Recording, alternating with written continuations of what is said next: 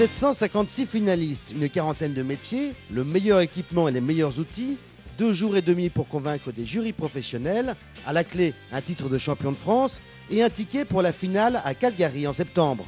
Ce sont les 40e Olympiades des métiers à Lille.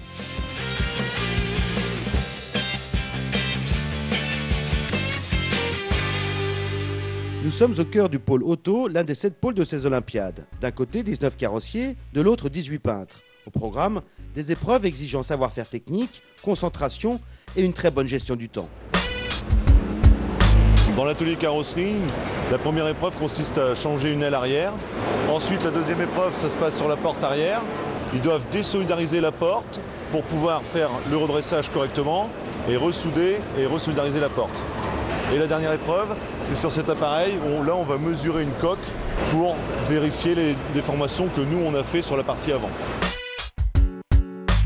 Et comme il faut de l'air comprimé pour découper, percer, meuler et bavurer, c'est Atlas Copco qui a fourni cette installation de haut niveau. Atlas Copco, ce qu'ils nous apportent, cette année, ils nous ont apporté bien sûr le matériel compresseur et cuve, qu'on fait tout le réseau d'air pour mettre à disposition de chaque jeune son tuyau et chaque candidat à son arrivée.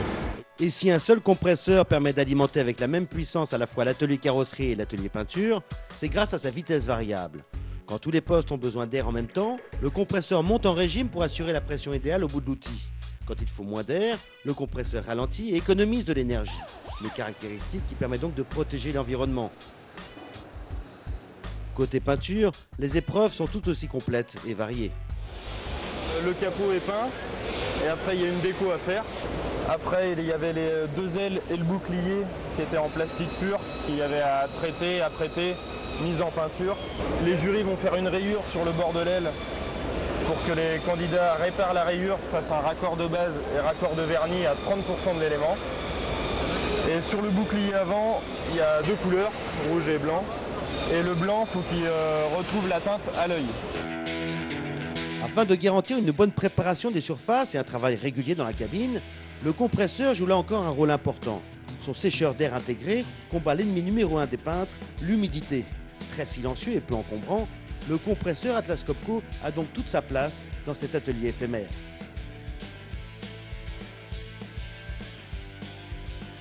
Du matériel de pro pour un travail de pro, l'enjeu est important et les candidats veulent montrer tout leur savoir-faire à un jury sans concession. Il n'y a pas que le résultat qui est noté, il y a toute la façon et la méthodologie aussi. C'est noté à chaque étape du travail. Tout est dans le geste, quoi. Pour avoir un bon résultat, tout est dans le geste.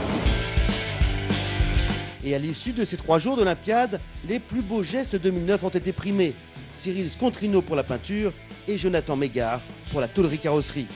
Ils gagnent une place en équipe de France et un billet pour les championnats du monde à Calgary en septembre. Tous les vœux d'Atlas Copco les accompagnent.